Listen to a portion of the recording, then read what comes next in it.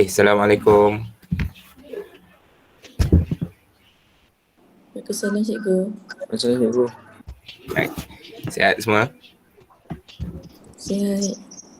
Seronok cuti seminggu? Seronok. Seronok, yelah. Ada ulang kaji tak?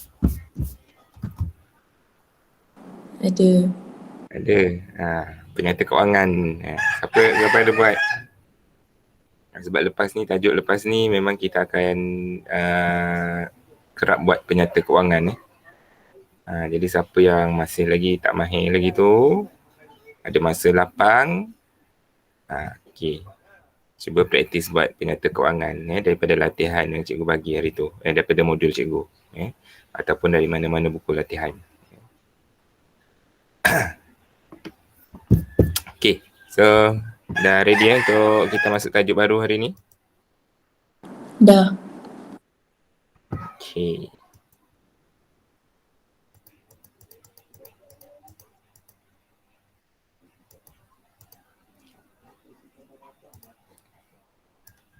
Alright. Jadi kita dah belajar bagaimana nak sediakan penyata kewangan. Kalau ikut proses kitaran, kalau kita ikut proses kitaran perakaunan, lepas imbangan duga,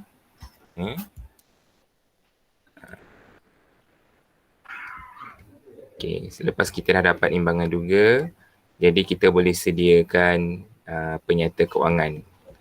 Sebab salah satu fungsi imbangan duga memudahkan kita menyediakan penyata kewangan, iaitu yang dua lah yang kita dah belajar sebelum ni, iaitu APUR, akaun perdagangan untung rugi, dan PKK, penyata kedudukan kewangan. Alright, jadi untuk bab yang kita nak masuk ni, yang kita nak belajar ni adalah bab berkenaan pelarasan. Okey.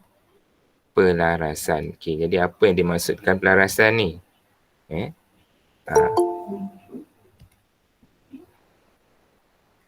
Okey.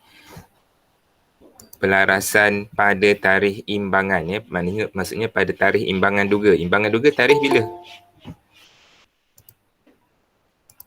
Bila tarikh kita buat imbangan duga?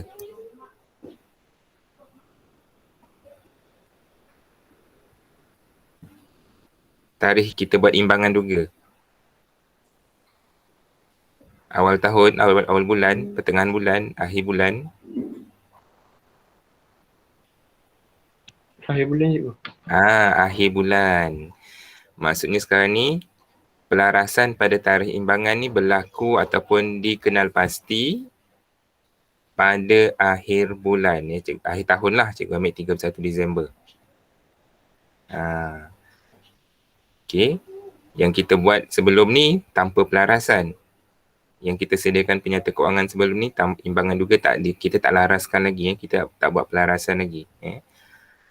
So sekarang hari ni kita nak belajar perkara-perkara yang berlaku, yang kenapa kita perlu laraskan ataupun apa yang perlu kita laraskan pada tarikh imbangan.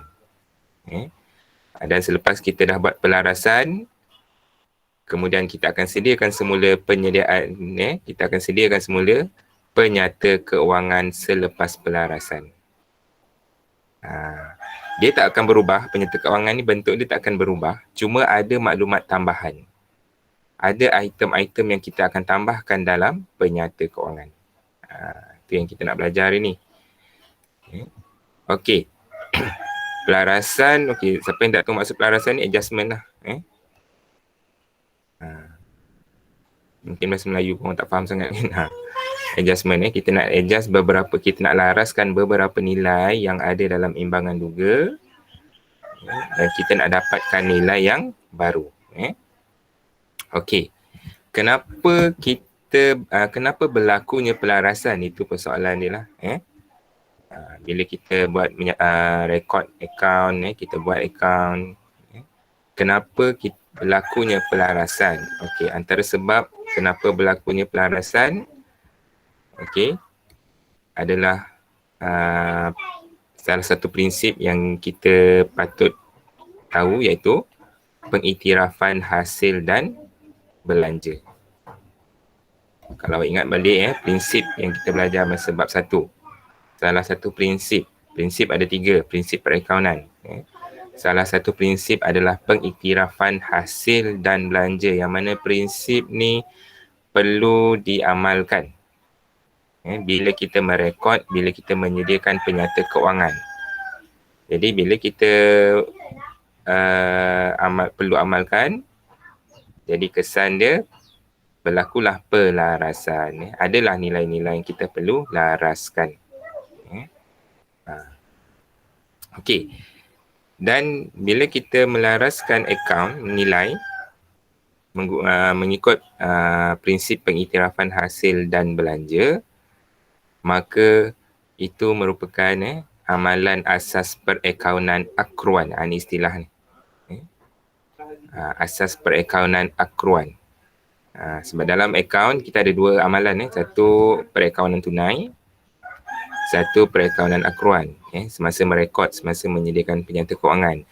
Kalau asas perakaunan tunai ni senang je. Maksudnya kita perlu rekod segala urus niaga yang kita terima atau yang kita bayar secara tunai atau bank. Kalau RM5,000, RM5,000 lah kita rekod. Kalau RM10,000, RM10,000 lah kita rekod.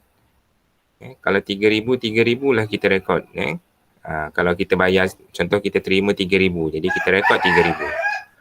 Kalau kita bayar RM4,000, kita rekod RM4,000. Itu asas perakaunan tunai. Manakala asas perakaunan akruan ni, kita perlu rekod atau kita perlu mengiktiraf urus niaga yang berlaku dalam tempoh perakaunan tersebut. Tak kisahlah urus niaga tersebut kita dah bayar atau belum. Itu yang dimaksudkan asas perakaunan akruan. Kalau tengok masuk sini, mengiktiraf urus niaga apabila berlaku. Cikgu highlightkan berlaku ni. Berasaskan tempoh perakaunan. Okey. Maksudnya contoh kalau sewa bangunan, contoh kalau sewa bangunan tu RM10,000 setahun.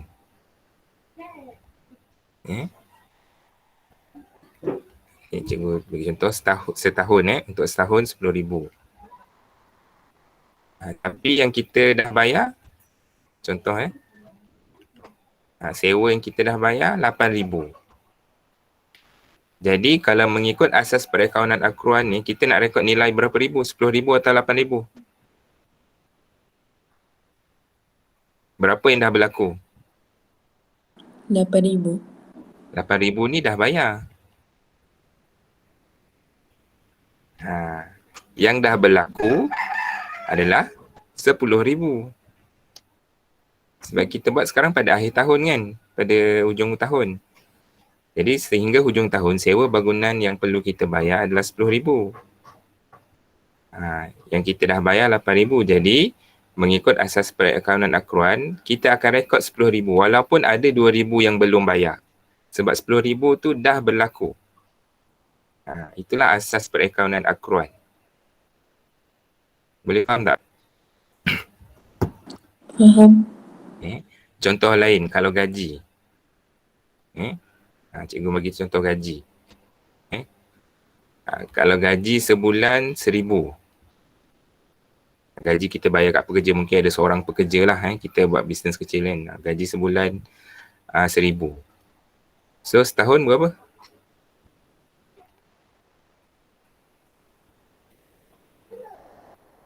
RM12,000 kan? Betul? Okey. Tapi tapi gaji yang kita dah bayar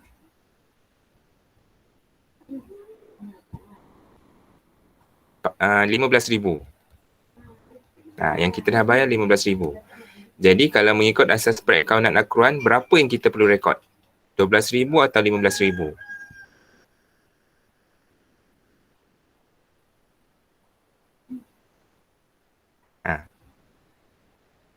Berapa yang dah berlaku? Bukan dah bayar. Dah bayar tu, itu asas perakaunan tunai.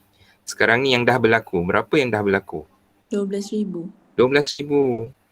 So kita akan rekod dalam penyata keuangan RM12,000. Cuma sekarang yang berlaku ialah kita terlebih bayar. Bila terlebih bayar, tu sebab kita kena laraskan. Itulah Maksud apa tu? Itu sebablah kita kena buat pelarasan. Sebab kita perlu iktiraf urus niaga yang telah berlaku. Bila kita iktiraf urus niaga yang telah berlaku, maka kita perlu buat pelarasan. Sebab kita nak cari belanja sebenar dengan hasil sebenar.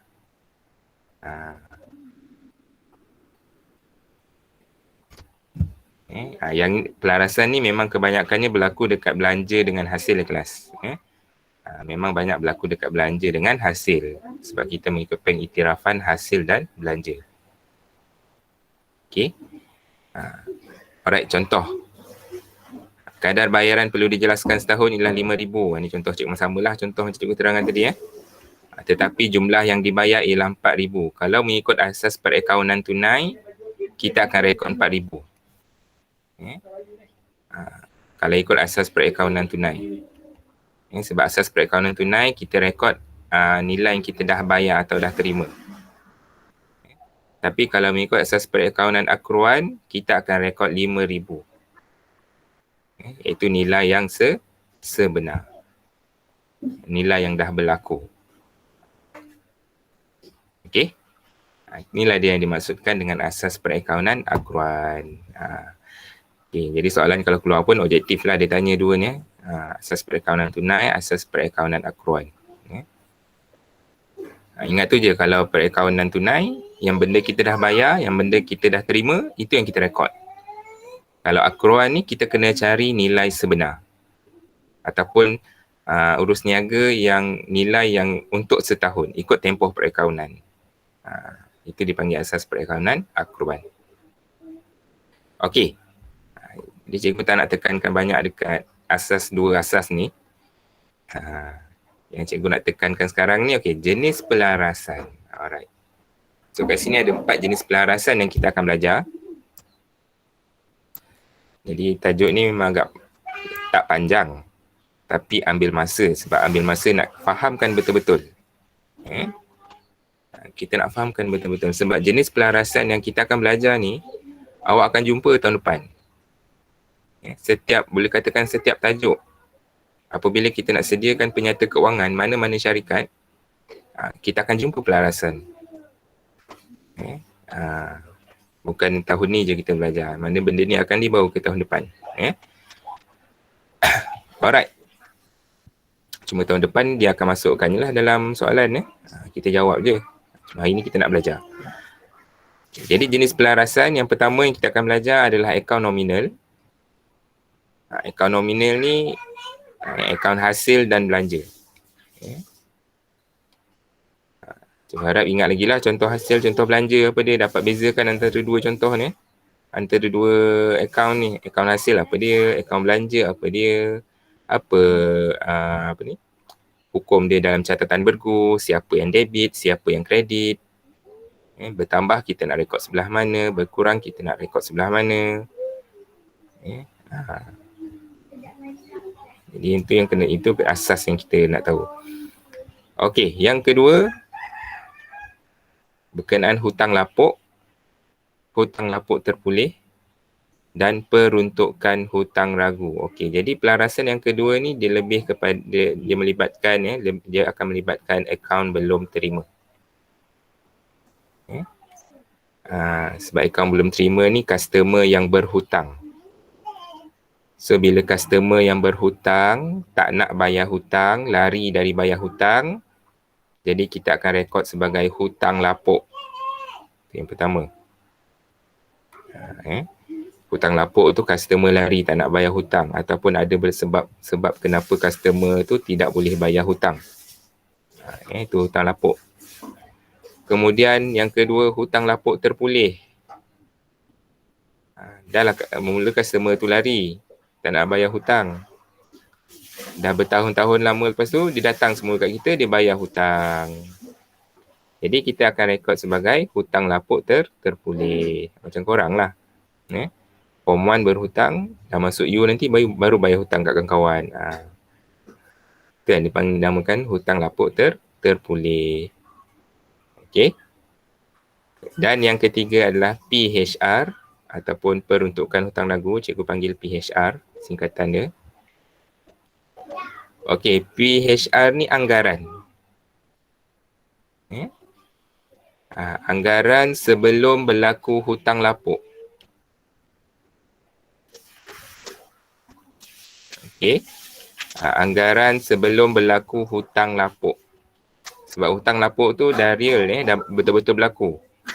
Jadi kita syarikat biasanya akan buat anggaran terlebih dahulu. Itulah dinamakan PHR. Ini kita akan belajar untuk pelarasan yang kedua. Cikgu yakin mesti ada yang dah belajar dekat tuition. So cuba kita mantapkan lagi lah siapa yang dah belajar tu.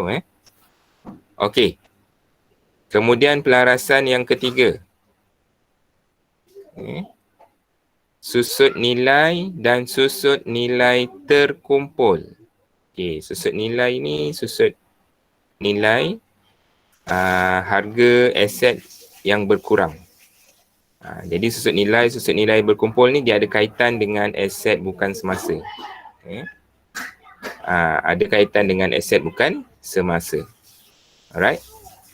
Jadi nanti kita akan kira berapa susut nilai dia. Maksudnya setiap aset akan mengalami penyusutan nilai.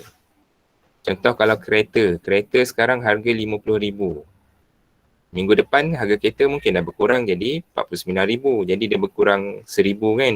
Dia menyusut sebanyak RM1,000. Okey. Itulah dia susut nilai. Jadi kita akan belajar bagaimana cara nak dapatkan susut nilai. Dan juga susut nilai terkumpul. Dan yang terakhir, pelarasan yang keempat iaitu pelupusan aset. 3 dengan 4 ni dia ada kaitan. Dia ada connection 3 dengan 4 ni. Pelupusan ni maksudnya lupus. Bahasa Melayu kalau lupus ni maksudnya kita buang kan. Kita hapuskan. Tapi dalam syarikat, pelupusan tu bukan bermaksud kita hapuskan. Bukan bermaksud kita buang. Tapi dalam istilah yang lain kita jual. Sebab kalau luput syarikat biasa memang syarikat kita nak cari duit je.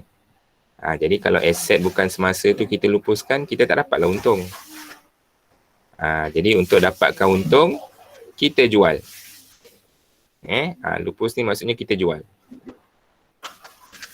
Jadi bila kita jual, kita kira lah sama ada kita boleh dapat untung ataupun rugi. Jadi inilah 4 pelarasan dan kita akan belajar. Cikgu tak tahu berapa lama kita akan ambil masa untuk belajar keempat-empat ni. Sebab dia memerlukan kefahaman yang sangat tinggi. Kalau setakat main-main, setakat nanti-nanti tangguh-tangguh apa semua, jawabnya habis. Sebab dia kita perlu kaitkan dengan apa-apa yang kita dah belajar daripada bab 1 sampai bab 7. Dia melibatkan proses kitaran perakaunan. Sebab kita nak laraskan. Bila laraskan dia kena ikut konsep dia tu. Daripada buku catatan pertama ke ledger. Lepas ke ledger mesti kita bawa keimbangan juga. Jadi setiap nilai yang kita laraskan, yang kita buat adjustment, maksudnya kita akan rekod dalam buku catatan pertama. Kemudian kita akan pindahkan ke ledger. Kemudian kita akan bawa keimbangan juga ataupun penyata kewangan.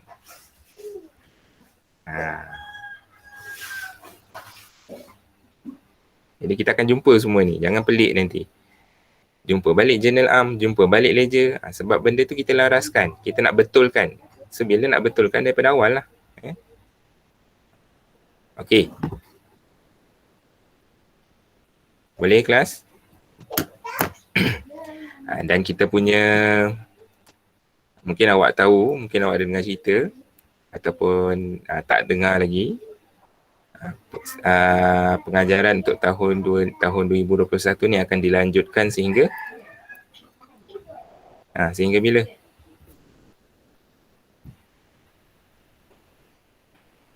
Siapa baca, siapa ada dengar?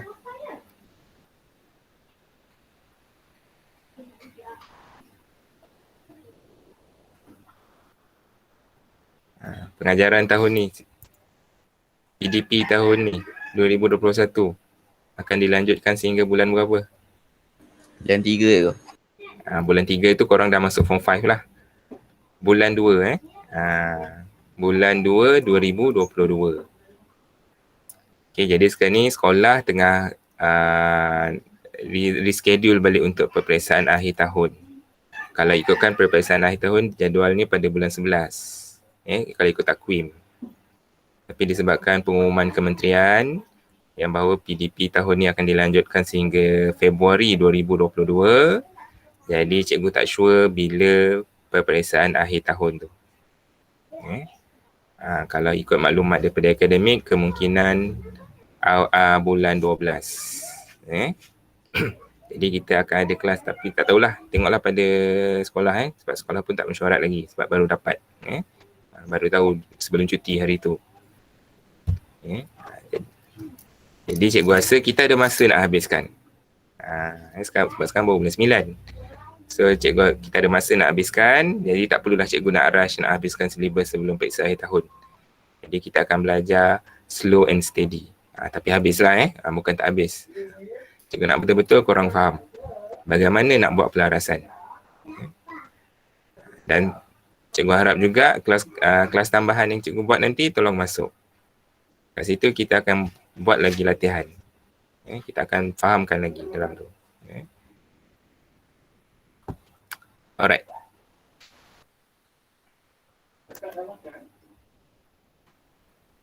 Okay. So ada soalan?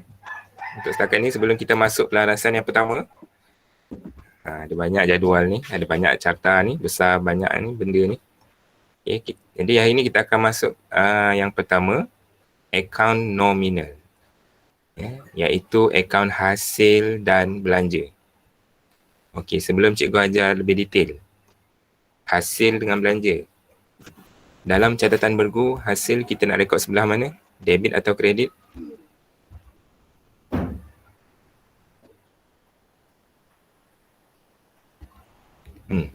Dalam catatan bergu. Kredit. Kredit. Hasil kita akan rekod di sebelah kredit. Manakala belanja, kita akan rekod di sebelah debit. Maksudnya kredit ni bila bertambah kita akan rekod kredit untuk hasil.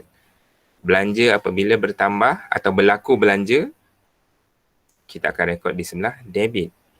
Dan sebaliknya kalau berkurang. Kalau berkurang, kita akan rekod debit untuk hasil. Manakala untuk belanja, kalau berkurang, kita akan rekod di sebelah kredit. Ini untuk sistem catatan bergu. Yang mana kita akan gunakan dalam journal am, kita akan gunakan dalam ledger. Okey, tu yang pertama. Kemudian contoh kena tahu. Okey, cikgu bagi satu contoh. Cikgu nak isyad.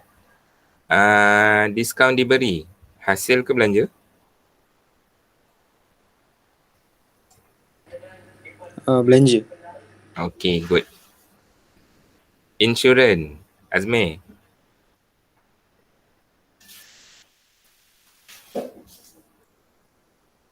Insurans. Hasil je kau. Hasil insurans. Insurans tu awak terima ke awak bayar? Belanja tu. Insurans tu kita bayar insurans. Bukan kita terima. Kita bukan syarikat insurans. Kalau kita syarikat insurans, betul lah. Hasil insurans tu kita terima. Sekarang ni kita syarikat, kita milikkan tunggal. Kita jual barang. Jadi insurans tu adalah belanja. Lagi. Faedah simpanan, Uzair.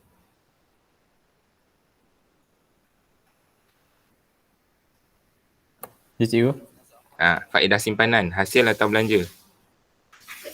Hasil cikgu. Hasil. Okey. Kadar bayaran, Sakinah?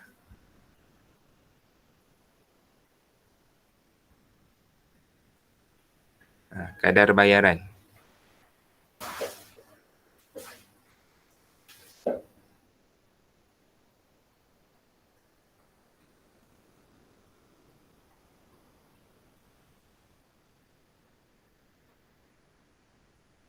Sakinah ada tak?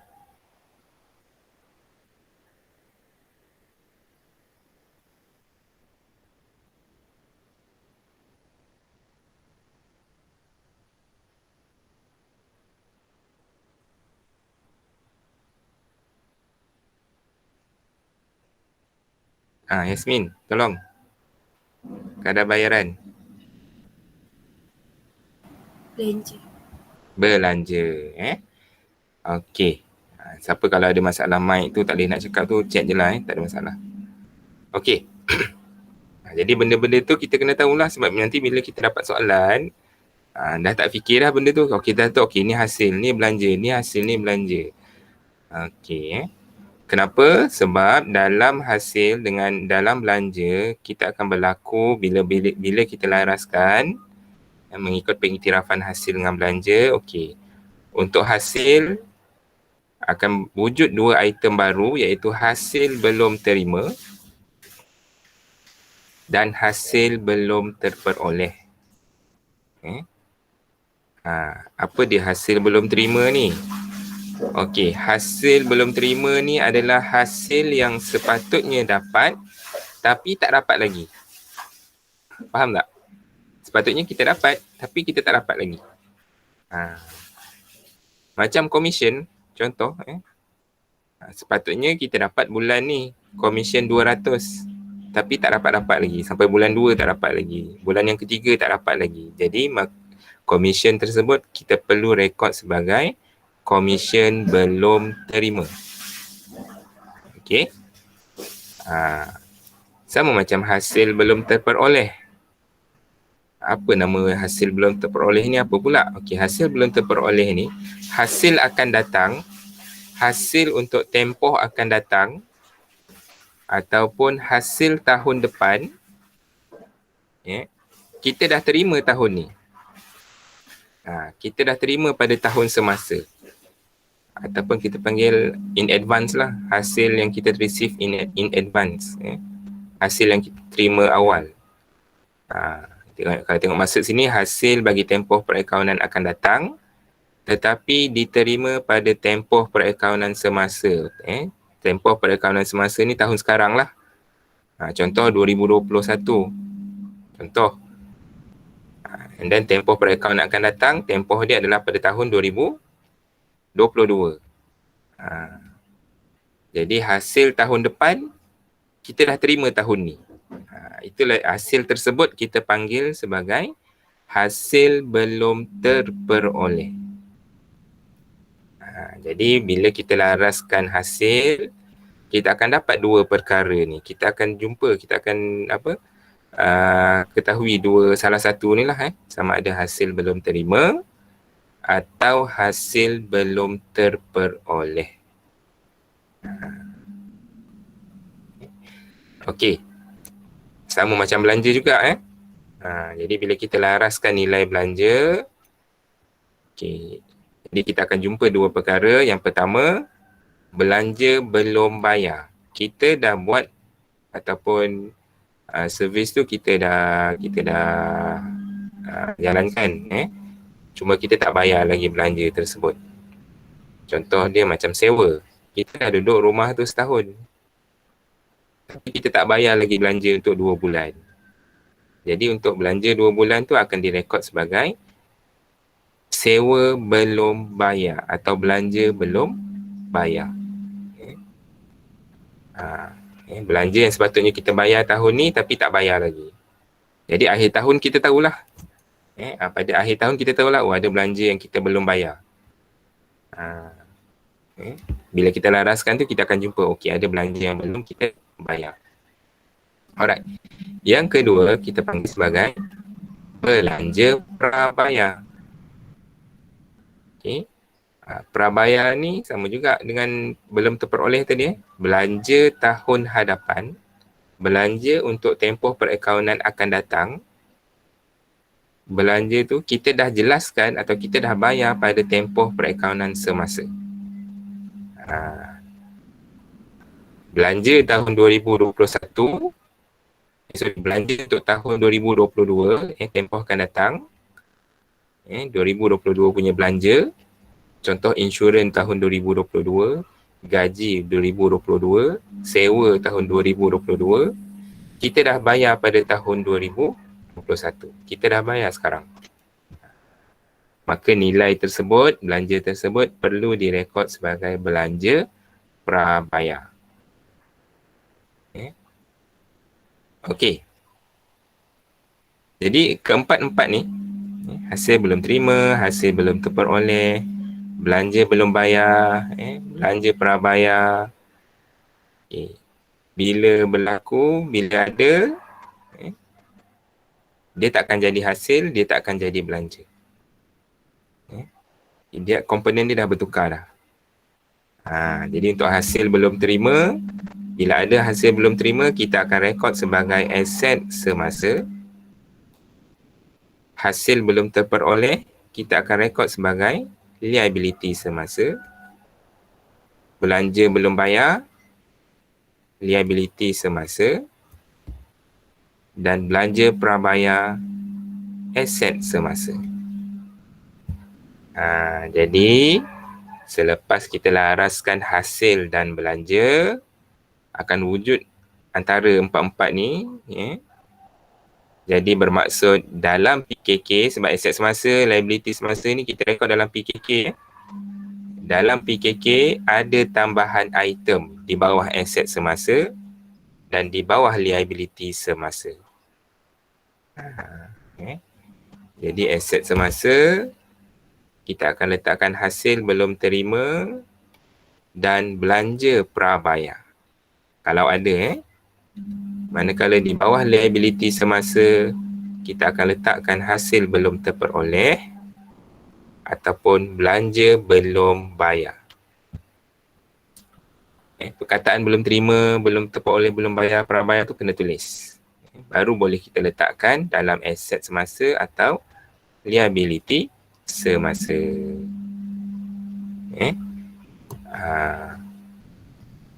Contoh dia cikgu bagi bawah tu lah. Kalau aset belum terima, faedah simpanan belum terima. Nampak tu? Faedah simpanan belum terima. Jangan tulis hasil belum terima sebab hasil ada banyak. Jadi kita namakan hasil tu. Contoh faedah simpanan belum terima, komisen belum terima, sewa belum terima. Okay, kalau belum terperoleh pun sama juga. Komisen belum terperoleh, sewa belum terperoleh. Kalau sewa tu hasil lah. Belanja belum bayar. Contoh kadar bayaran belum bayar. Apa lagi? Sewa belum bayar. Promosi belum bayar. Manakala prabayar pun sama. Contoh dia insurans prabayar. Gaji prabayar. Okey. Tapi untuk belanja ni, tak semua belanja akan berlaku ada belum bayar. Tak semua belanja boleh berlaku belum bayar sebab kalau belanja tu berlaku belum bayar, dia akan memberi kesan yang buruk terhadap syarikat. Contoh, gaji. Apa jadi kalau gaji belum bayar? Kalau ada gaji belum bayar? Ini secara rasional, secara cakap kebanyakan praktikal ni macam ni. Kalau ada gaji belum bayar, apa berlaku? Apa kesan dia terhadap syarikat? Pekerja tak nak kerja. Pekerja lari. Hilang pekerja. Itu saja cakap. Walaupun gaji ni belanja, tapi dia memberi kesan buruk kepada syarikat kalau berlaku belum bayar. Jadi, kebanyakan sekarang ni kalau betul-betul realiti kalau kita bekerja, gaji tak akan berlaku belum bayar. Kebanyakan gaji berlaku dekat prabayar. Gaji prabayar. Kalau gaji prabayar tak apa. Gaji prabayar dia tak ada kesan buruk. Kalau belum bayar, dia ada kesan buruk terhadap pengurusan. Sama macam insurans.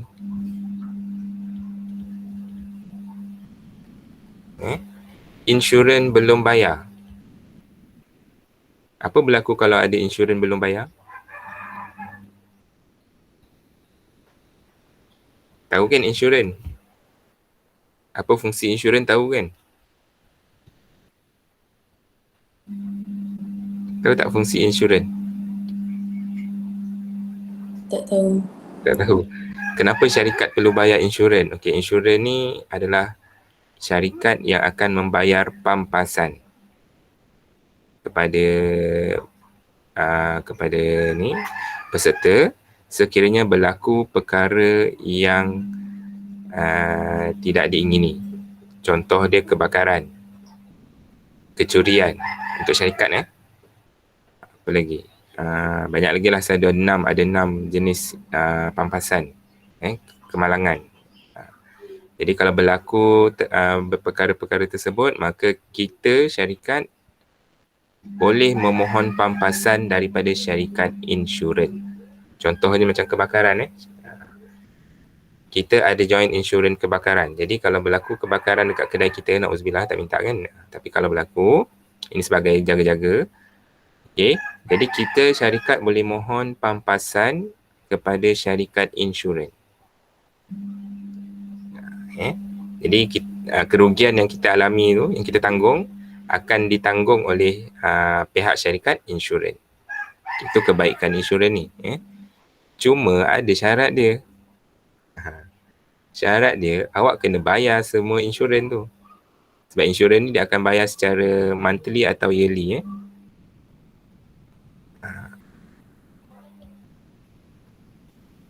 Maksudnya tiada yang tertangguh.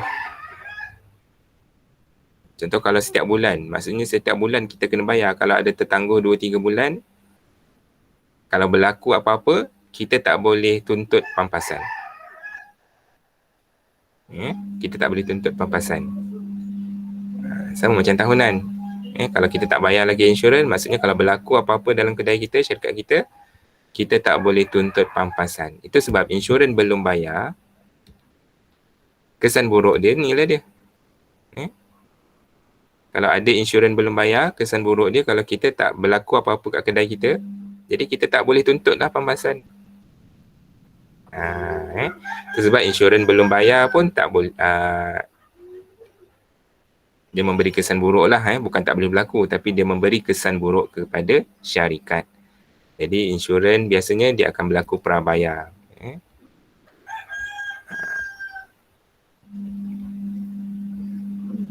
Tu nak kena faham benda-benda ni. Tapi dalam belajar tak ada masalah. Dalam belajar, bila kita buat latihan nanti mungkin ada gaji belum bayar, mungkin ada insurans belum bayar.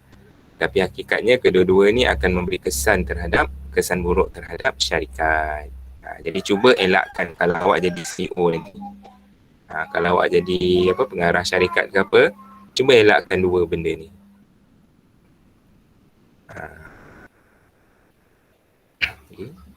Macam kadar bayaran belum bayar, iaitu bil-bil belum bayar. Walaupun kita belum bayar, tapi biasanya syarikat-syarikat utility ni, contoh macam Esro ke, TNB ke, biasa dia akan bagi kita peluang biasa 2 bulan, 3 bulan. Kalau tak bayar juga baru dipotong. Jadi itu tak ada masalah. Kalau gaji sebulan tak bayar, awak nak kerja lagi kat situ? Tak nak kan? Baik kita cabut. Okay. Itulah dia. Kena tahu jugalah sebab sedikit. Kalau tak ni apa guna kita belajar. Alright. Okay, kita kembali balik kepada 4 ni tadi. Hasil belum terima, hasil belum terperoleh, belanja belum bayar, belanja prabayar. Alright, jadi macam mana boleh wujud ke-4 item ni, ke-4 perkara ni? Okey. Jadi macam mana cara kita nak laraskan? Alright.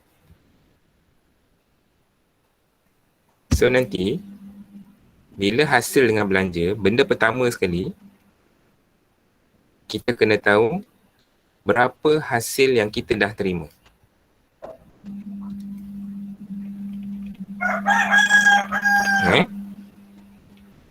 Berapa kita kena tahu berapa hasil yang kita dah terima. Sama juga dengan belanja. Kita kena tahu berapa belanja yang kita dah bayar.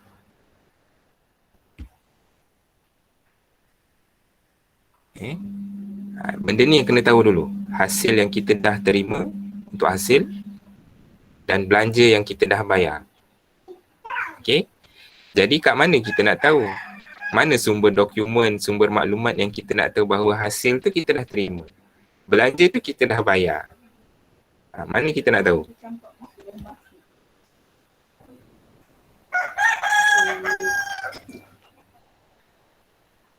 Kita boleh tahu daripada buku tunai. Jadi kita kan ingat kita kan ada buat buku tunai kan? Ingat lagi tak buku tunai, cara nak buat buku tunai? Ingat. Hasil sebelah mana? Faris ada Faris. Buku tunai ni bab 4, buku catatan pertama. Buku tunai hasil kita rekod sebelah mana? Faris ada tak Faris?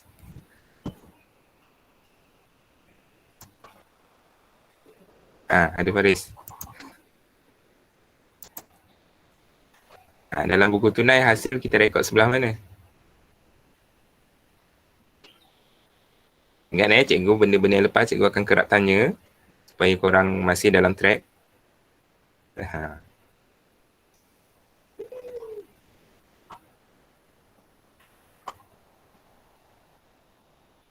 Faris. Tahu ke tak tahu? Ingat ke tak ingat? Kalau ingat atau kalau tak ingat, insyaAllah boleh ulang kaji lagi. Kalau tak tahu, itu kena struggle. Itu kena ulang kaji betul-betul. Lokman, hasil kita rekod sebelah mana dalam buku tunai? Hasil Dalam buku tunai, kita rekod sebelah mana?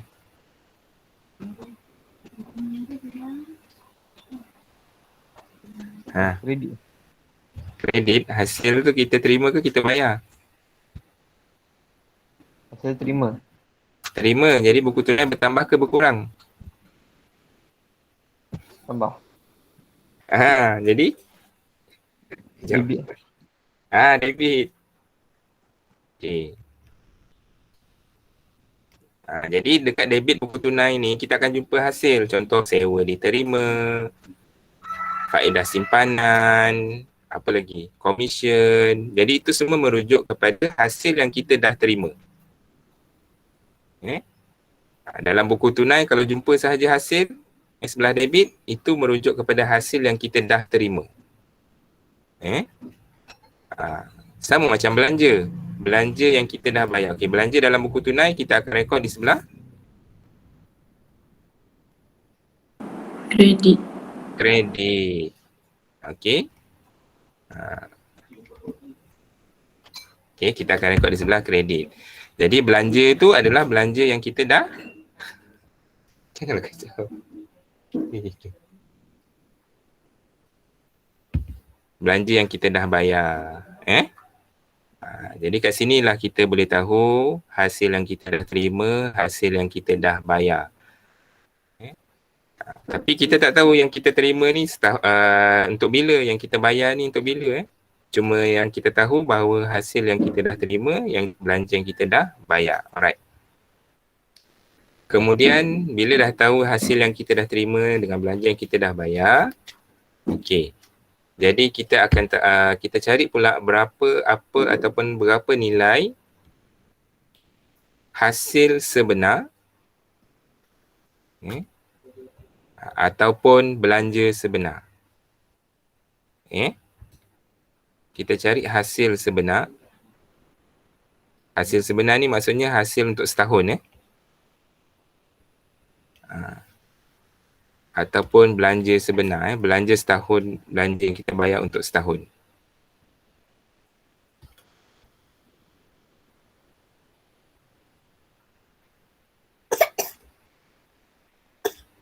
Okey. Jadi bila kita dah tahu dua ni, yang dah terima dengan yang sebenar ataupun belanja kita dah bayar dengan belanja sebenar, okey, barulah kita boleh tahu keempat-empat yang belum terima, belum terperoleh, belum bayar ni semua. Contoh macam tadi lah. Contoh macam tadi kadar bayaran. Okey. Kadar bayaran. Kadar bayaran sebenar RM5,000 untuk setahun. Sebenar ni maksud untuk setahun ya. Okey. Manakala kadar bayaran yang kita dah bayar RM1,000. Jadi sekarang, 4,000. Jadi sekarang berlaku apa? Sebenar RM5,000, yang dah bayar RM4,000. Jadi beza dia berapa? RM1,000. Dan RM1,000 ni kita akan rekod sebagai kadar bayaran belum bayar. Dah dapat item dia. Sama juga dengan contoh-contoh yang lain ataupun benda-benda yang lain. Sewa contoh dia. Sewa. Sewa sebenar. Contoh sewa sebenar RM12,000. Okay, tadi. Yang kita dah bayar RM15,000. Jadi bila kita bandingkan, bila kita kira, beza dia RM3,000. RM3,000 ni kita rekod sebagai sewa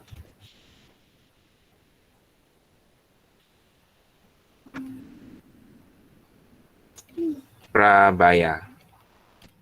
Sebab kita dah terlebih bayar. Okay. Jadi nanti dalam bila kita buat latihan, benda pertama sekali cikgu cakap tadi, dapatkan dulu ataupun kita kena tahu dulu berapa nilai hasil yang kita dah terima, berapa yang belanja yang kita dah bayar. Okay, seterusnya, barulah kita boleh dapat. Kita cari yang sebenar, hasil sebenar dengan belanja sebenar. Dan barulah kita boleh dapat hasil belum terima, hasil belum terperoleh, belanja belum bayar ataupun belanja prabayar. Okey, setakat ni ada soalan? Cikgu, Ya. kalau yang prabayar tu, belanja prabayar, Mhm. kalau gaji Okey. yang terlebih tu maksudnya untuk nilai tu untuk bulan depannya pula. Yang lebih, maksudnya itu untuk prabayar lah. Itu yang tahun depan punya lah. Okey. So kalau kita jumpa prabayar je, kita tahu okey ni belanja ni untuk tahun depan sebenarnya tapi dah bayar sekarang. Macam sewa ni tadi yang kita dah bayar RM15,000. Yang sebenar RM12,000. Sebenar ni masuk tahun, untuk tahun kita rekod tu. Tahun yang kita tengah rekod RM12,000. Jadi kat sini kita clear nampak kat sini bahawa RM3,000 ni adalah sewa prabayar, iaitu sewa tahun depan punya. Cuma dah bayar sekarang. Okey. Jadi macam itulah masuk prabayar. Kalau kita jumpa prabayar ataupun belum terperoleh. Kalau awak jumpa belum terperoleh pun fahamlah. Okey, ini hasil tahun depan tapi kita dah terima sekarang. Okey. Ada lagi soalan?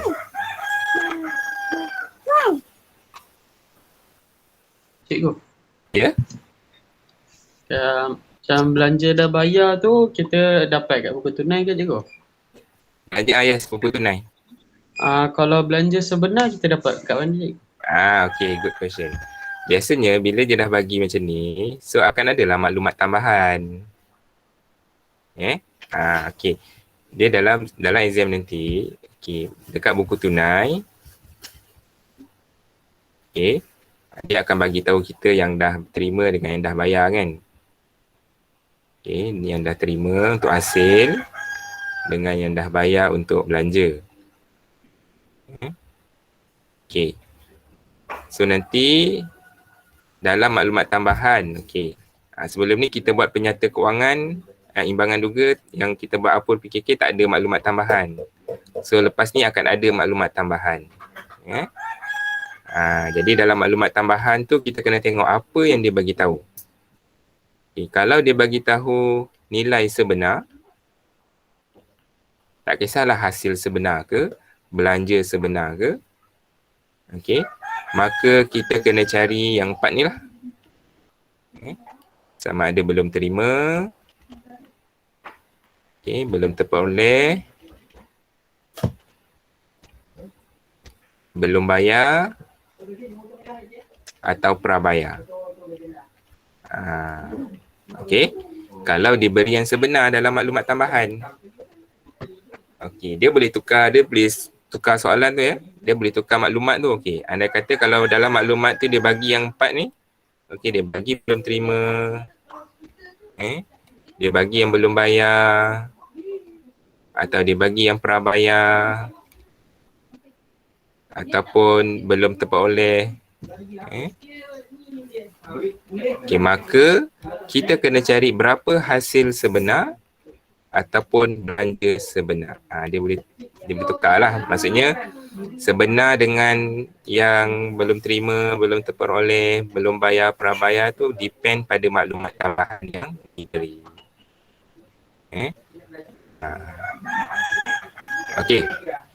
Jadi kita kena tengoklah kita kena tambah ke dengan hasil dah terima atau dah bayar ataupun kita perlu tolak dengan yang dah terima ataupun yang dah bayar untuk dapatkan salah satu ni antara sebenar ataupun pelarasan yang lain ni.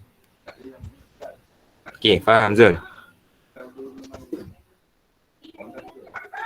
Faham cikgu? Faham Okey. Jadi kita akan refer pada maklumat tambahan. Okey, ada lagi soalan lain?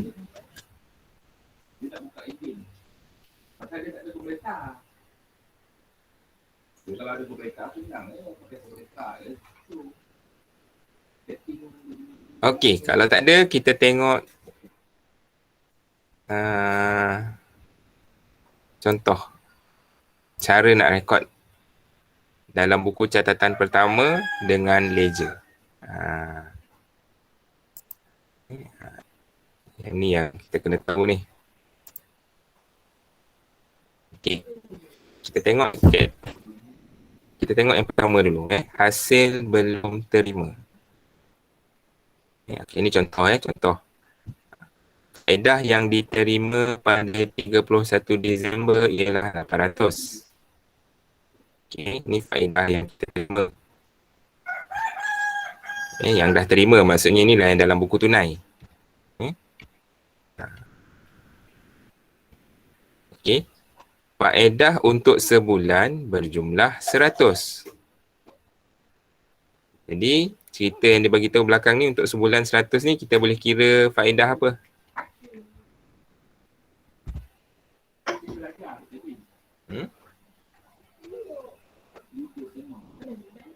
Kita boleh kira apa kalau dia bagi sebulan ni?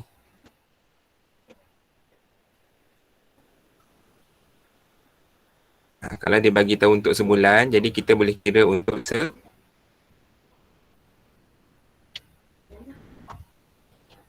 setahun. 100 darab 12, jadi 1,200. 1,200. 12 ni maksudnya 12 bulan lah. Jadi 1,200. Jadi 1,200 ni nilai apa?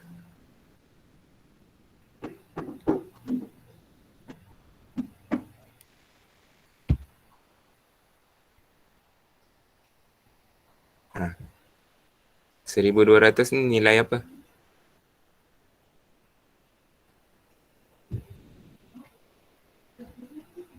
Kalau 800 ni nilai yang kita dah terima. Okey. 1,200 ni? Hasil sebenar je. Ya. Sebenar. Dia akan bagi tahu juga. Maksudnya dalam cerita tu nanti, dalam soalan tu nanti, kita akan dapat dua nilai. Tapi nilai yang pasti ada adalah yang kita dah terima ataupun yang kita dah bayar. Kemudian nilai yang satu lagi tu yang kita nak tahu. Sama ada dia bagi nilai sebenar ataupun dia bagi yang belum terima ke atau belum terperoleh. Itu yang kita nak tahu. Okey, jadi kita dah tahu yang kita dah terima 800, yang sebenar 1,200. Jadi dalam situasi contoh ni berlaku apa? Hasil? Prabayar. Prabayar?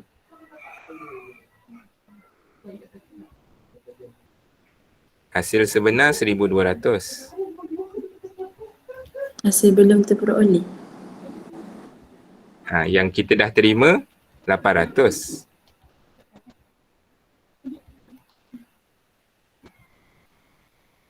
Sebenar sepatutnya awak akan terima 1,200.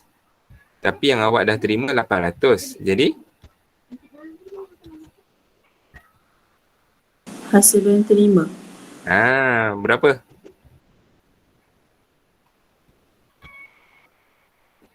Berapa lagi belum terima?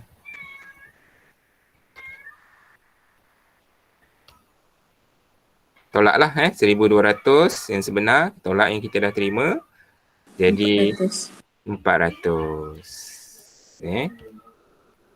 Jadi faedah belum terima adalah sebanyak 400.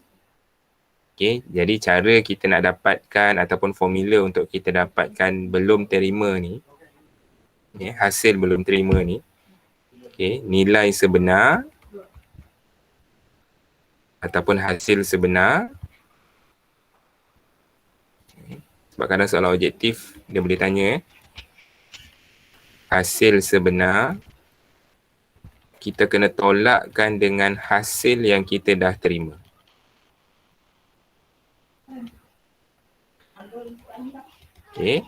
Maka akan dapat hasil belum terima. Ini dari segi formula mat lah. Dari segi formula matematik. Hasil sebenar, kita tolak hasil yang kita dah terima, maka dapat hasil belum terima. Okey, yang kita nak laraskan, yang kita nak rekod dalam buku catatan pertama adalah yang belum terima. Sebenarnya yang kita nak rekod tu yang belum terima, yang belum bayar, belum terperoleh. Semua tu yang kita akan rekodkan dalam buku catatan pertama. Okey. Alright, sekarang ni hasil belum terima. Hasil belum terima. Tadi cikgu bagi tahu hasil belum terima komponen apa?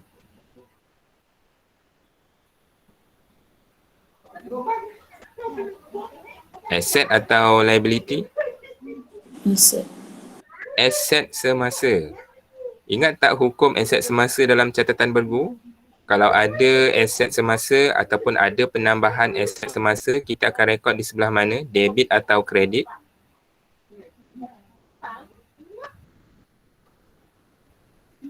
Ingat balik.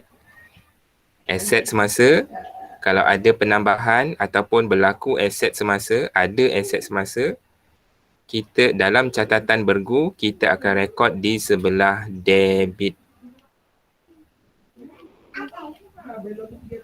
Ingat aset semasa, bila berlaku penambahan, kita akan rekod di sebelah debit. Jadi dalam jurnal, debit mestilah yang belum terima. Contoh sekarang faedah, jadi kita akan debit faedah belum terima.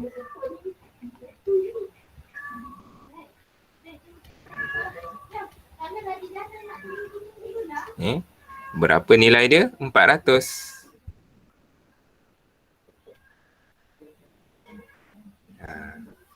Faham tak kenapa debit ni?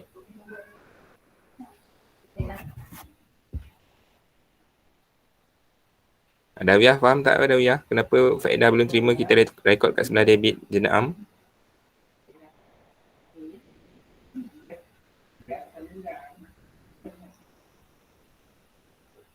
Dawiyah, Cikgu. faham tak? Kenapa faedah belum terima kita rekod di sebelah debit? Tadi saya tak dengar, tadi saya terkeluar. Ya ke? Okey, sekali lagi cikgu ulang Kenapa kita rekod di sebelah debit?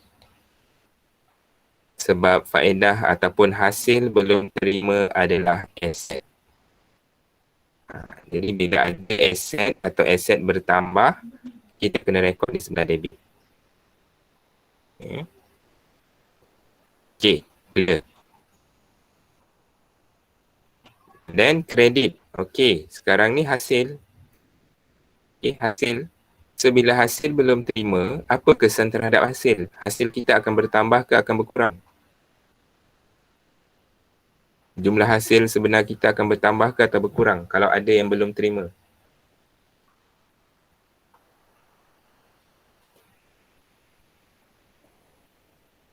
Berkurang. Hasil sebenar kita akan bertambah ke atau berkurang? Hasil. Kalau ada belum terima. Contoh ni lah. Sebenarnya sepatut 1,200 kan. Tapi kita dah terima 800. Kita dah terima 800. So hasil kita nanti bila campurkan dengan belum terima, hasil kita akan bertambah ke atau berkurang?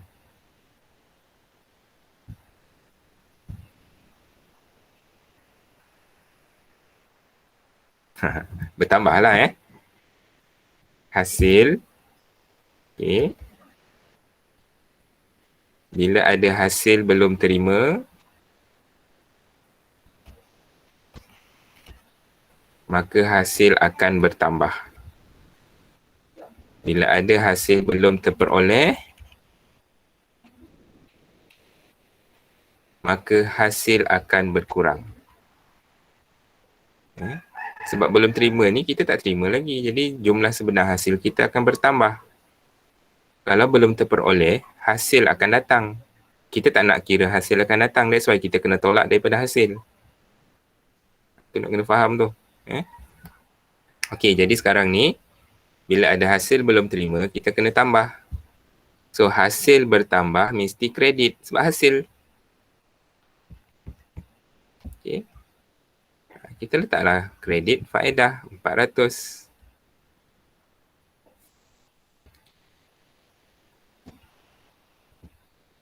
Okey. Dan keterangan jenayah mesti ada keterangan merekod faedah belum terima.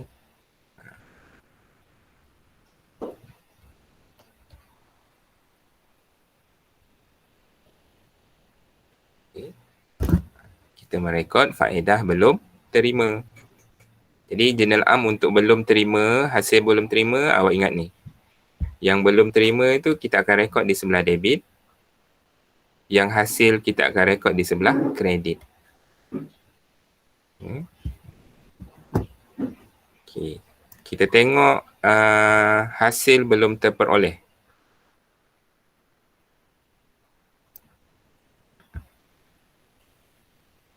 Komisen yang diterima pada 31 Disember ialah 500.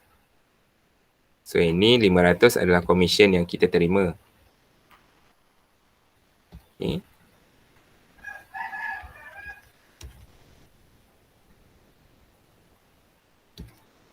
Kemudian dia beritahu lagi komisen sebenar ialah 400. Jadi komisen setahun atau sebenar adalah 400. Okay. Jadi sekarang dah terima 500 sebenar 400. So sekarang ni beza dua ni 100 kita rekod sebagai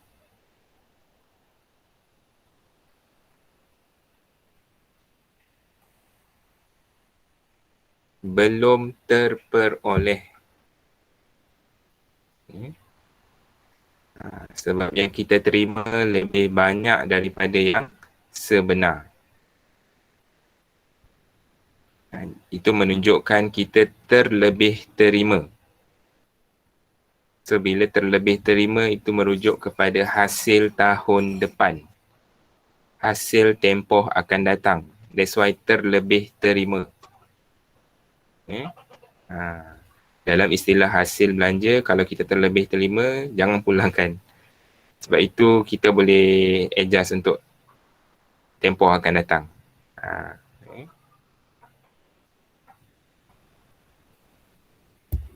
Jadi kalau ikut formula MAT dia, untuk dapatkan hasil belum terperoleh, yang dah terima, hasil dah terima, kita tolak hasil sebenar.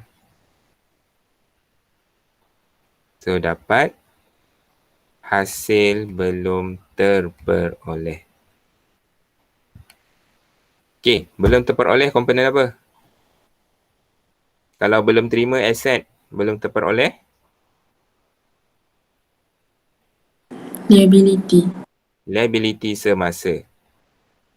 Jadi liability semasa, bila ada liability semasa, bila berlaku liability semasa, bila liability semasa bertambah, dalam catatan bergu, kita nak rekod sebelah mana? Debit atau kredit?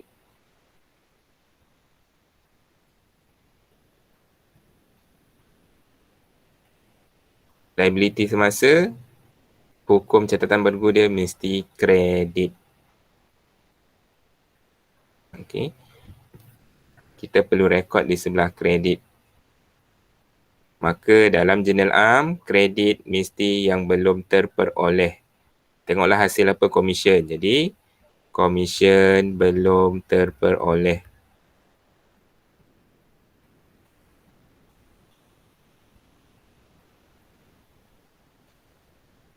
Nilai dia 100.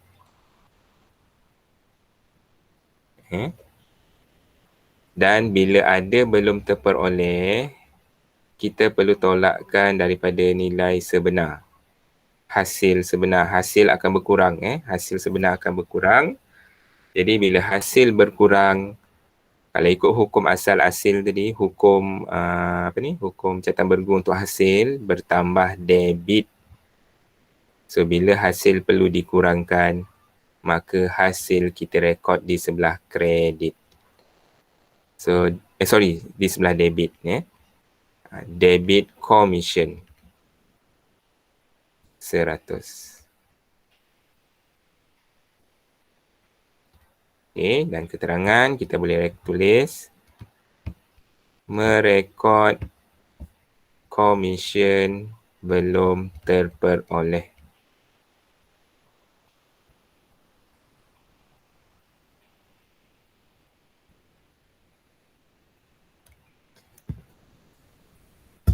Okey, dapat bezakan tak jurnal am untuk kedua-dua ni? Belum terima dengan belum terperoleh.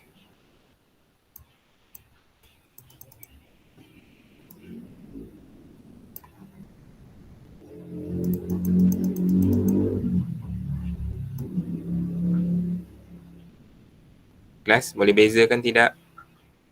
Boleh cikgu. Okey, Zul boleh. Yang lain? Boleh cikgu. Azmi, boleh tak Azmi? Syami?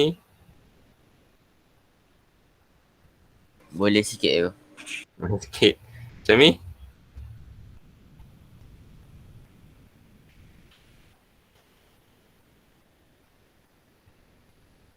Dah hilang dah. Boleh Syami? Boleh kot. Boleh Okey. Irsyad?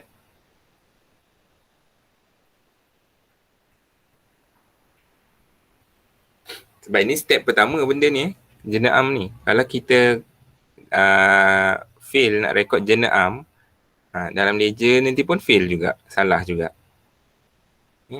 Jadi jurnal am ni adalah step yang pertama. Iaitu buku catatan pertama kita kena tahu.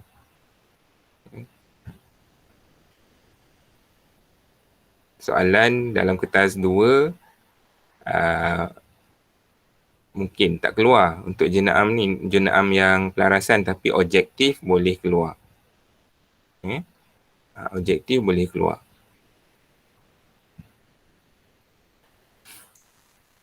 Okay, dan cara kita nak buat jurnal am ni, kena tahu dia punya komponen lah. Kalau kita tahu komponen apa, jadi kita boleh tahu di mana kedudukan dia dalam jurnal am.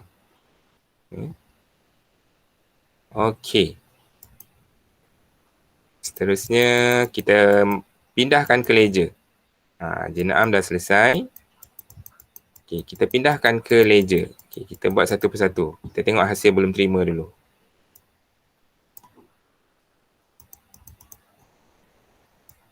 Okey. So bila kita nak pindahkan ke ledger, maksudnya kita kena buka akaun. Akaun yang berbentuk T. Jadi berapa akaun yang kita nak buka? Alright. So sekarang ni ada 2. Dalam jurnal am ada 2. Debit faedah belum terima, kredit faedah. Maka itulah 2 akaun yang kita akan buka dalam ledger. Okay, yang pertama adalah akaun hasil iaitu akaun faedah.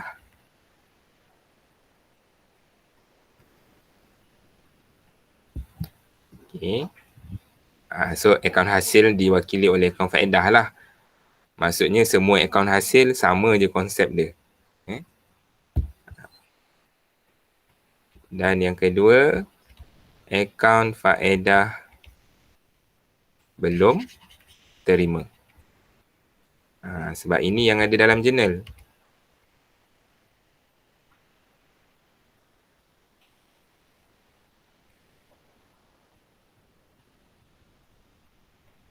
Okay. So akan ada 2 akaun. Alright, kita tengok akaun faedah. Akaun hasil lah. Cikgu tak nak cakap akaun faedah. Tapi cikgu akan lebih explain kepada akaun hasil sebab dia boleh diguna pakai untuk semua jenis akaun hasil. Untuk akaun hasil, okay, pertama sekali awak kena ingat yang tadi, hasil ada hasil yang kita dah terima. Hasil yang kita dah terima. Jadi, hasil yang kita dah terima, tempat asal dia atau rekod asal dia dalam buku catatan pertama ialah dalam buku tunai. So, bila kita pindahkan ke ledger hasil tersebut, dalam akaun hasil, kita nak rekod sebelah mana yang hasil yang kita dah terima ni? Debit atau kredit?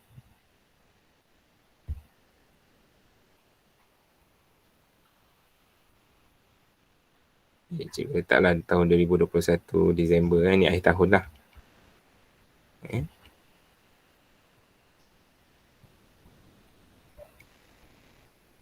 Jadi ingat semula dalam buku tunai.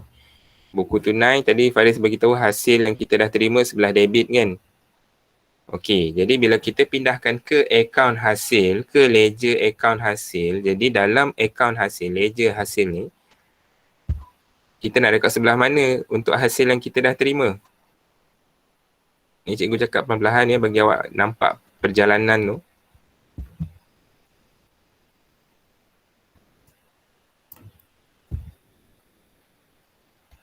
Okey, cikgu lukis balik.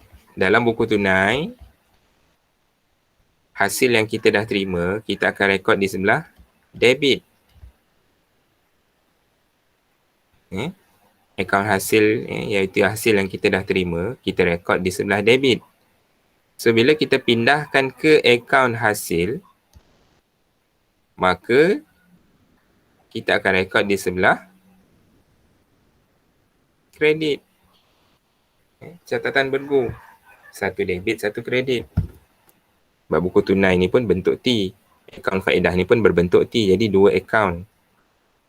Kalau akaun yang pertama debit, akaun yang kedua mesti kredit. Dan butir kita letak bank. Atau tunai pun boleh, depend pada buku tunai lah. Tapi kalau dia umum, kita letak je bank, tak ada masalah. Tapi kalau ada buku tunai, awak kena tengok nilai hasil tu dekat lajur bank ke lajur tunai. Lajur bank atau lajur tunai. Kalau dia dekat lajur tunai, butir dalam akaun hasil tunai. Kalau dia berada pada lajur bank, butir pada akaun hasil adalah bank. Okay, tapi kalau buku tunai tak ada, dia bagi tahu dalam cerita, dalam ayat sahaja, jadi kita boleh letak butir bank. Berapa nilai dia? Okey, kita tengok soalan tadi. Yang dah terima 800. Jadi 800 lah.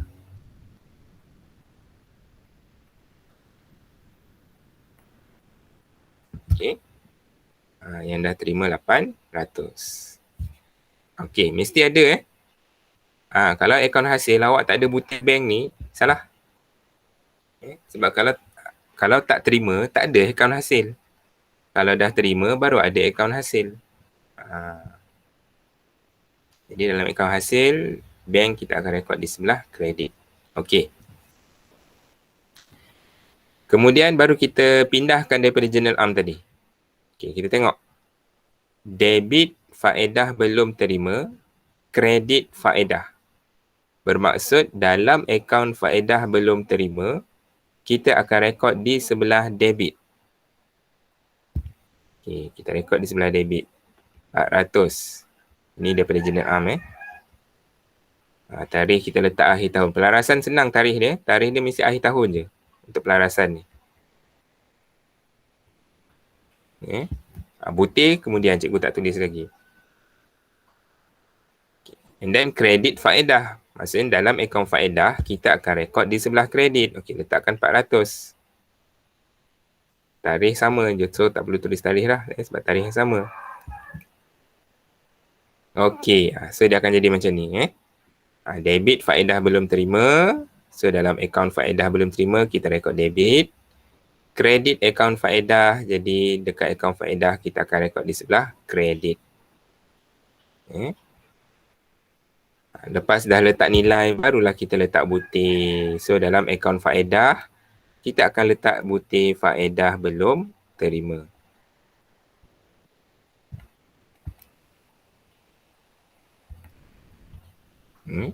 Manakala dalam akaun faedah belum terima, butir kita letak faedah.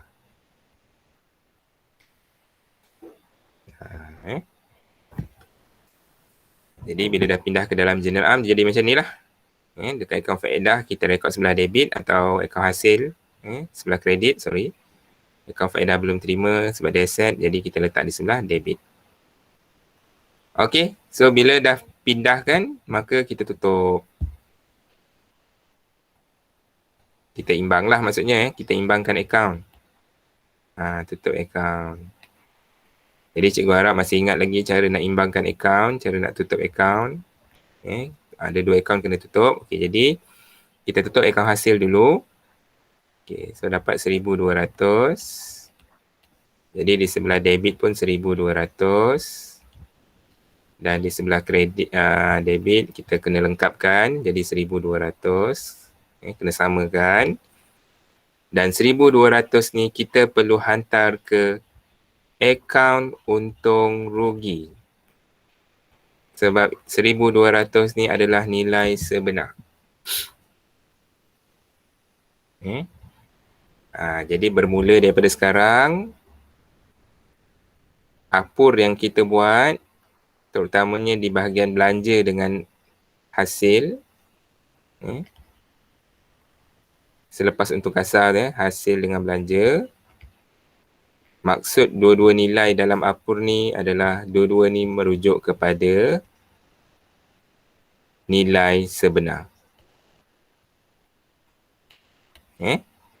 Apur dalam apur akaun perdagangan untung rugi kan ada tambah hasil tolak belanja kan sebelum dapat untung bersih.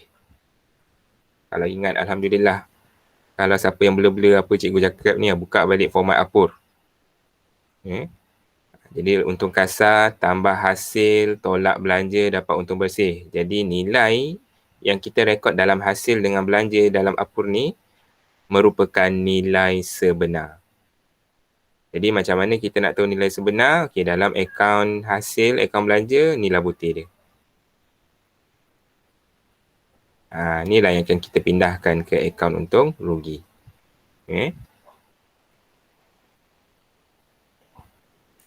Okey. Jadi kalau tengok akaun hasil ni, akaun faedah ni, bila kita imbangkan, kita dapat nilai yang sebenar. Dan akaun faedah, akaun hasil, kita tak akan cari baki HB. Kita bukan cari baki HB. Sebab kalau cari baki HB, maksudnya kita nak bawa ke tahun depan. Hasil dengan belanja, dia akan habis untuk tahun tu sahaja. Dia tak akan bawa ke tahun depan. Itu sebab bila kita imbangkan akaun hasil belanja, kita tak cari baki HB. Kalau awak dapat relatekan dengan apa yang kita belajar sebelum ni lah. Sebab masa sebelum ni kita belajar, kita nak tutup akaun dalam ledger, kita nak imbangkan semua akaun, kita cari baki HB kan. Okey, jadi lepas ni untuk akaun hasil, akaun belanja, bila kita imbangkan, kita tak perlu cari baki HB. Sebab dah sampai akhir tahun. Dah cukup akhir tahun sebab tahun depan kita akan buka akaun baru. Kita tak bawa. Itu sebab kita butir dia, kita imbangkan hantar ke akaun untung rugi. Tapi berbeza dengan akaun aset, dengan akaun liability dan juga equity. Bila kita imbangkan, kita akan cari baki HB. Itulah yang berlaku terhadap akaun belum terima ni. Sebab dia aset. So bila kita imbangkan,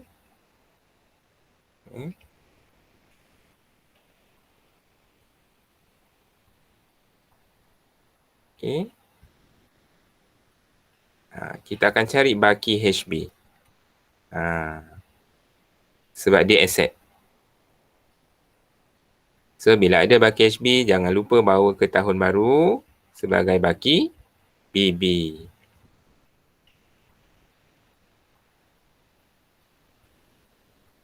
Okay. Nampak tak perbezaan dua akaun ni?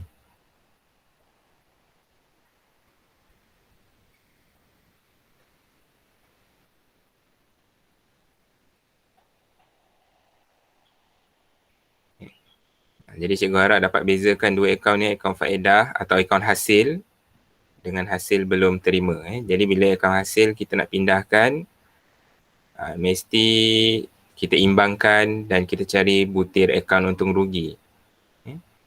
Kalau akaun aset, bila kita imbangkan akaun, bila kita tutup akaun, kita kena cari baki akhir. Sebab akaun aset akan dibawa ke tahun depan. Sebab benda tu tak clear lagi, tak habis bayar lagi, tak habis terima lagi, kita bawalah tahun depan. Itulah maksud dia. Okey. Jadi sebelum habis, sebelum kita habis kelas, ada seminit 2 lagi. Okey, cikgu nak tekankan dekat akaun hasil dekat sini, faedah ni. Sebab akaun faedah tadi cikgu cakap dia mewakili semua akaun hasil. Ini kita buat contoh sebab contoh dia bagi faedah. So kita bukalah akaun faedah. Kalau contoh dia bagi commission, kita bukalah akaun commission macam tu. Tapi tetap akaun hasil. Jadi dalam akaun hasil, apa yang perlu awak tekankan kat sini, kedudukan bank dengan untung rugi adalah sama untuk semua akaun hasil. Kalau bank dia mesti di sebelah kredit. Kalau untung rugi dia mesti di sebelah debit. Jadi kalau awak jumpa akaun tu macam ni, maka itu adalah akaun hasil. Sebab pernah keluar dalam soalan objektif. Dia bagi satu akaun. Dia bagi satu akaun. Akaun tu dia tulis X. Bank dekat sebelah kredit, untung rugi di sebelah debit. Soalan dia, apakah yang mungkin bagi X? Tanya. Yang mungkin bagi X. Jadi kita fahamlah. Okey, dia bagi akaun X. Ada akaun untung rugi, ada akaun bank. Okey, dia mungkin hasil dengan belanja. Lepas tu kita tengok kedudukan. Okey, bank di sebelah kredit. Untung rugi di sebelah debit. Okey, jadi yang selalu yang ikut benda ni adalah akaun hasil. Jadi X ni mewakili akaun hasil. So dalam jawapan A, B, C, D yang dibagi tu, kita tengoklah yang mana hasil. Mungkin A ni dia bagi sewa, B ni gaji, C commission, D insurance. Jadi jawapan kita adalah C, commission lah. Sebab commission ni hasil. Pernah keluar soalan objektif macam ni. Okay. Sebab nak kena tahu benda ni lah. Kedudukan hasil, akaun hasil, bank mesti di sebelah kredit. Untung rugi mesti di sebelah debit. Okey, ada soalan untuk setakat ni. Baru kita buat belum terima daripada journal arm. Kita pindahkan ke akaun ke ledger. Cikgu tak explain lagi yang lain. Ada soalan nak tanya?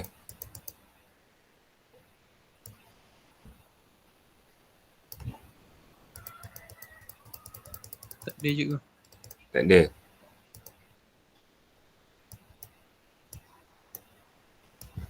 Yang lain? Tak ada kat cikgu. Tak ada. Sebab dalam soalan pelarasan nanti kalau keluar exam, kalau SPM, dia ada 2 bentuk soalan yang boleh ditanya. Yang pertama soalan pelarasan sahaja. Jadi bila soalan pelarasan sahaja yang keluar, jadi kita dikendaki menyediakan akaun. Kita kena buat akaun. Tapi kalau soalan pelarasan ni dimasukkan dalam penyata kewangan, maka pelarasan ni akan wujud dalam maklumat tambahan. Itu sebab cikgu kena ajar juga bentuk T ni. Kalau tidak, tak perlu pun tak apa. Sebab cikgu kena ajar juga bentuk T ni. Kalau keluar dalam exam, SPM contoh dia, jadi kita boleh tahu cara nak buat. Ini soalan bentuk soalan yang pertama. Kalau bentuk soalan yang kedua, okey, cikgu rasa cikgu ada bagi contoh. Ni. Contoh latihan penyata kewangan ni. Dia akan masukkan dalam maklumat tambahan. Okay. Soalan dia, kita kena buat apur dan PKK. Jadi kalau soalan macam ni, kita tak perlu buat akaun. Cuma just kita laraskan saja. Nanti cikgu ajar macam mana nak buat. Okay. Kalau macam yang cikgu ajar sekarang ni, okey, cuba tengok latihan 4 ni. Tengok anda dikendaki sediakan akaun sewa diterima. So kena buat akaun. Tengok latihan 3. Anda dikendaki menyediakan akaun kadar bayaran, akaun komisen. Latihan 2. Anda dikendaki menyediakan akaun iklan, akaun faedah, akaun komisen. Jadi nampak semua kena buat akaun. Tu sebab kena tahu akaun. Cara nak rekod dalam ledger. Okay. Alright, jadi cikgu rasa cukup setakat ni dulu. Kalau ada soalan boleh tanya kemudian.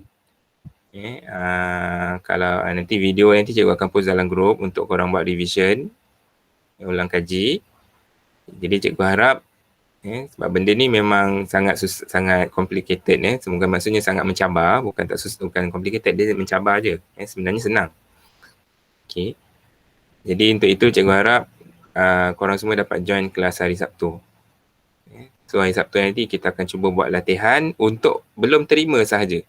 Cikgu akan bagi contoh soalan belum terima dan kita mantapkan hasil belum terima ni sahaja. Cikgu tak nak sentuh lagi yang belum terperoleh, belanja prabayar apa semua. Cikgu akan bagi contoh untuk belum terima sahaja. Macam mana kita nak buat. Okay, boleh? Boleh cikgu. Kalau rasa perlukan latihan lebih, pemahaman yang lebih, cikgu harap dapat join lah. Kalau rasa tuition dah rasa okey dengan tuition, itu cikgu tak boleh nak paksa orang yang nak belajar. Okey, jadi itu saja untuk hari ini. Jadi kita jumpa hari Sabtu nanti. Macam biasa pukul 9.30. Ataupun pukul 10 nanti cikgu bagi tahu lah pukul berapa. Alright, itu saja. Assalamualaikum. Kita jumpa minggu depan. Cikgu. Terima kasih cikgu. Okay, sama. Okay, Okay, sama. Sama-sama.